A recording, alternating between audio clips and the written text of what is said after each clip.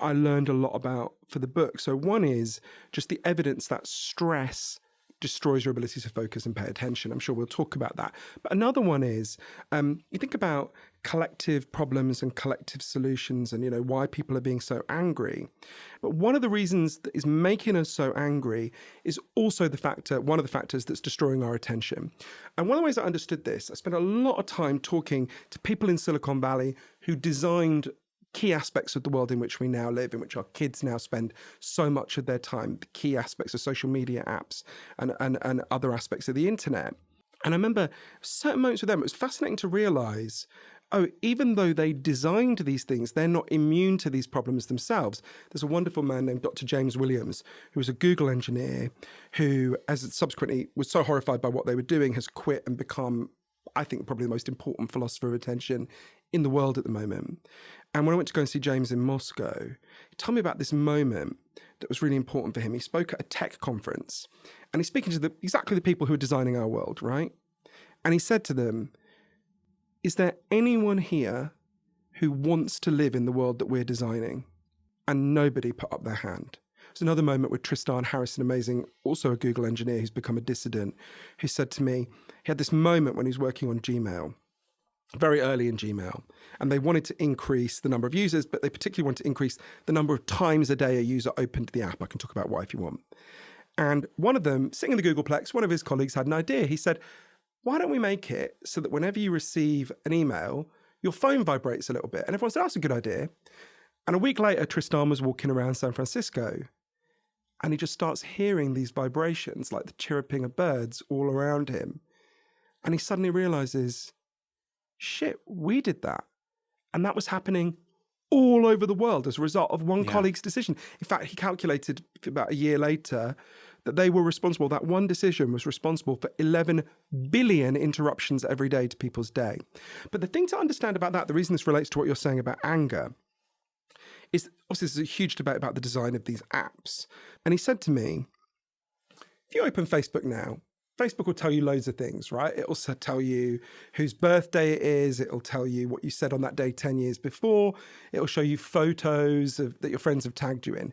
There's one thing Facebook doesn't have. Facebook has no button that says, I'd like to meet up with my friends. Is anyone nearby and wants to meet up, right? Now, the minute I say that, lots of people listening will be thinking, oh, that'd be a really handy button. I'd like to have that. So that would be very popular with its users. It's very technologically easy to design. Why does Facebook not offer it to you? If you follow the trail from that question, I think you begin to understand some of the reasons why we can't pay attention and we're so angry. So when you open Facebook, Facebook starts to make money in two ways. First way is very obvious. You see ads in your feed. Okay, we know how that works. Second way is much more important. Everything you do on Facebook is scanned and sorted by Facebook to figure out details about who you are. So let's say if you clicked that you like, I don't know, Kylie Minogue and Donald Trump, and you said to your mum that in a private message that you've just bought some nappies.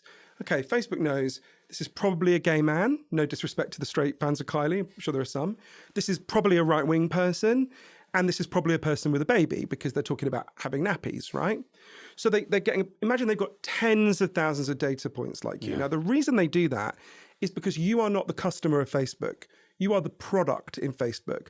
They sell that information about you to advertisers so the advertisers can target you better. Because if I'm an advertiser selling nappies, you don't want to target to me. I don't have a baby. You don't want to target to you. You don't have a baby anymore. You want to target people who've got babies, right? So these are the two revenue streams for Facebook. That's all they're interested in. These are the two ways they make money. Now, imagine if they introduce that button that says, oh, I've got who's nearby and wants to meet up. If you push that button and it goes, oh, Bob's around the corner, I'll go for a pint with Bob, you'll shut Facebook and Bob will shut Facebook, right? That's a disaster for Facebook. They suddenly lose both their revenue streams. So their entire business model, all of that extraordinary, staggering engineering power, all the design of their algorithms is built around one thing. How do I keep you and your kids scrolling? That's it. That's their sole financial goal. Now, that obviously leads to inherently hacking our attention.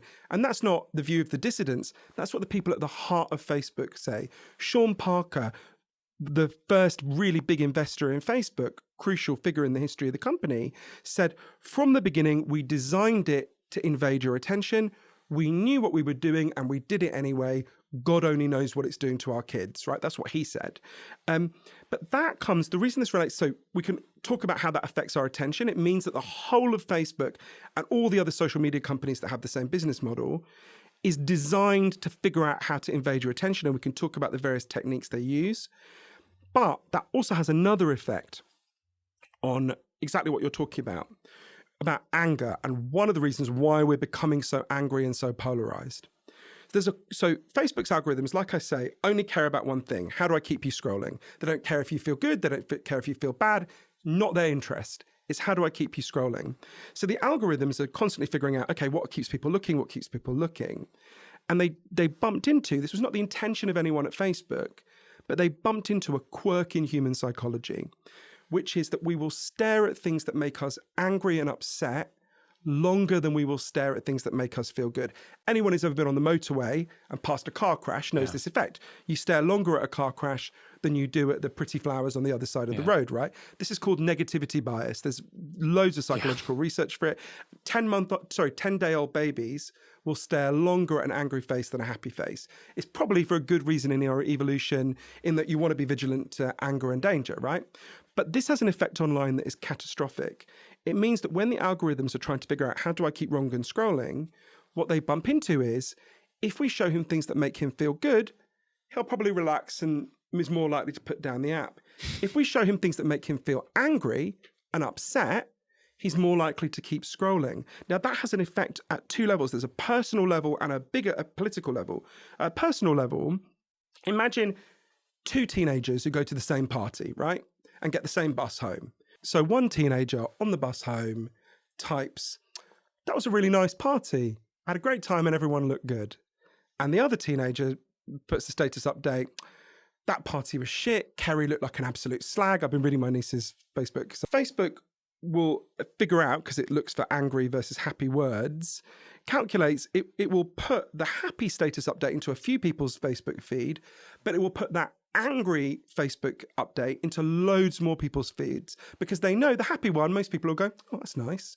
But the angry one, people go, "How dare you call Kerry a slag? What are you talking about?" How you can see how it makes people more engaged. It makes them scroll longer. If it's enraging, it's engaging. Now, that's disastrous enough at the level of two teenage girls on a bus in Wythenshawe, right? But that is catastrophic at a political level, where we're being fed things that are designed to make us angry.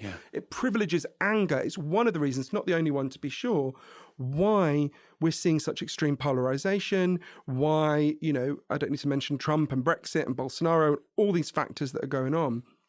And anger itself harms your attention. It's harder to pay attention when you're angry.